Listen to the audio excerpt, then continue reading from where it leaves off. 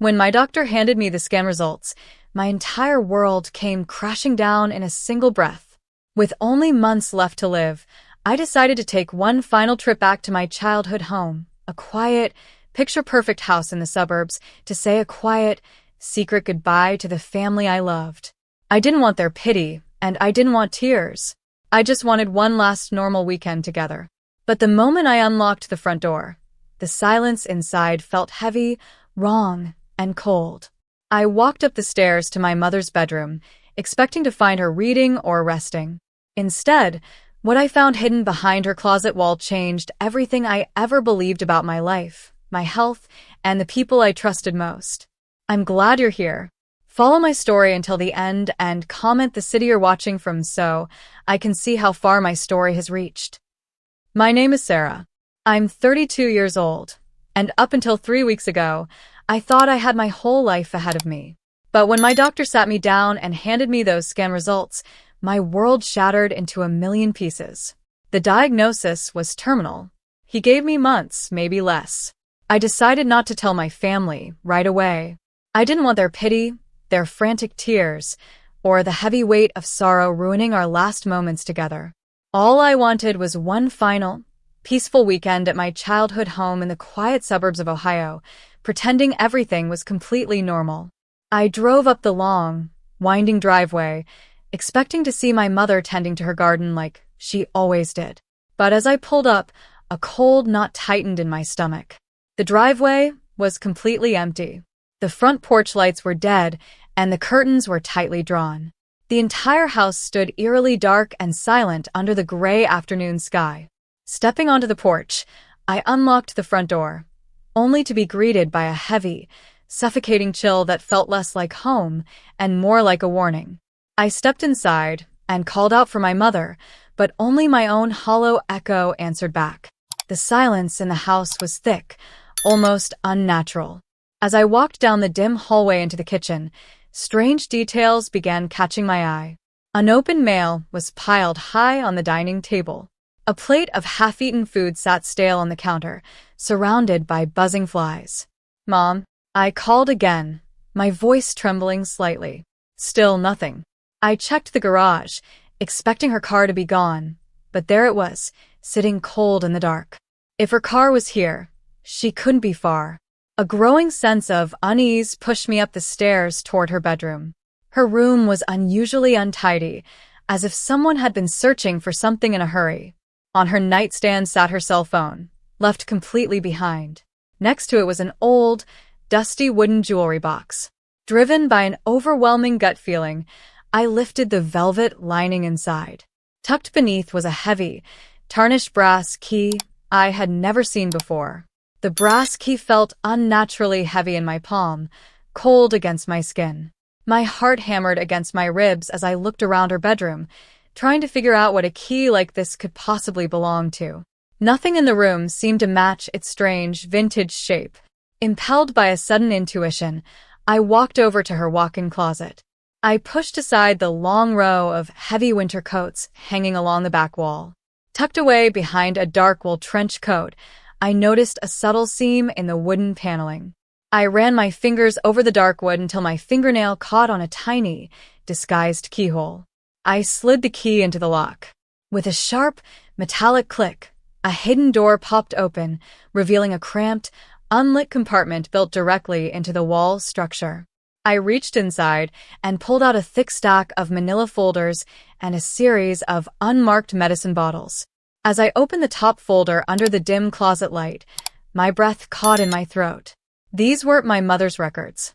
Spelled out in bold, black letters across every single page, financial ledger and official medical document was my own name. And right beside them sat rows of heavy prescription pills I had never seen in my life. My hands trembled so violently that the papers nearly slipped from my grip. I forced my eyes to focus on the dates printed across the top of the medical files. They didn't start a few weeks ago when I received my diagnosis. They dated back over a full year. As I flipped through the pages, a horrific picture began to form. Detailed notes outlined daily dosages of severe toxins and specialized organ-damaging compounds.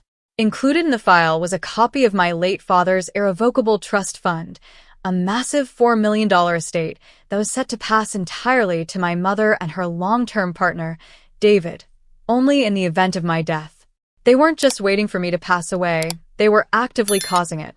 For months, under the guise of caring for my health, my mother had been carefully lacing my daily vitamin supplements and home-cooked meals with calculated doses of poison.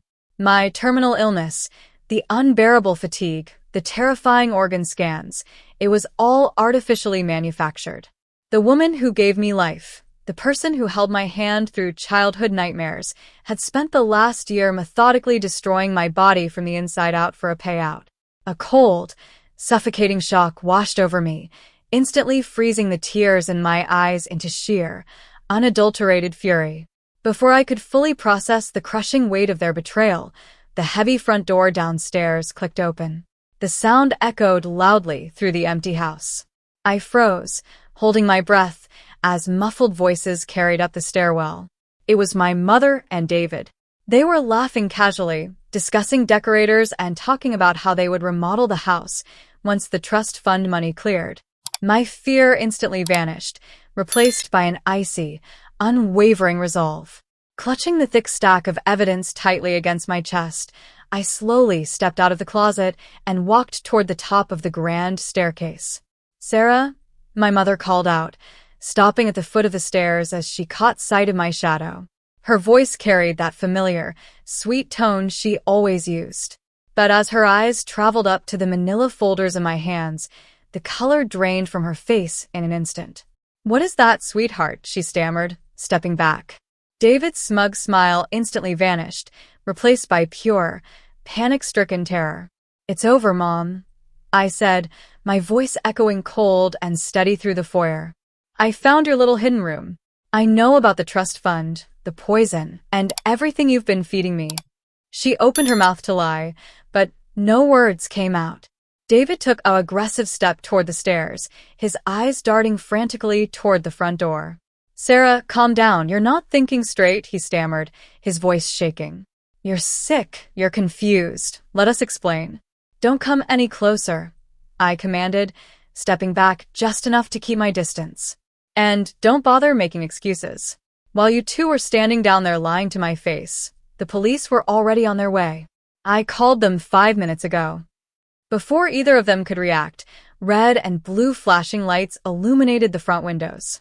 Heavy knocks echoed against the door as officers burst into the foyer, weapons drawn.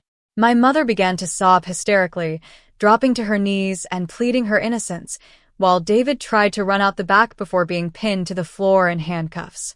I handed the thick stack of medical ledgers directly to the lead detective. In the weeks that followed, medical specialists flushed the synthetic toxins completely out of my system. My organ function stabilized, and the terminal diagnosis was officially revoked. I wasn't dying. I was finally going to live. With my mother and David awaiting trial, I assumed full control of my late father's trust fund. I sold the suburban house, packed up my belongings, and moved across the country to start fresh near the ocean. Reclaiming my health took time, but every clear breath now feels like a victory over the darkness meant to destroy me. Looking back, that final visit wasn't the end of my life. It was the beginning of my freedom. I survived the ultimate betrayal and emerged stronger, proving that truth always finds a way into the light. Now, I want to hear from you. What would you have done if you discovered a secret like this in your own home? Let me know in the comments below. Don't forget to like, subscribe, and click the video on your screen for another dramatic story. Thank you for watching.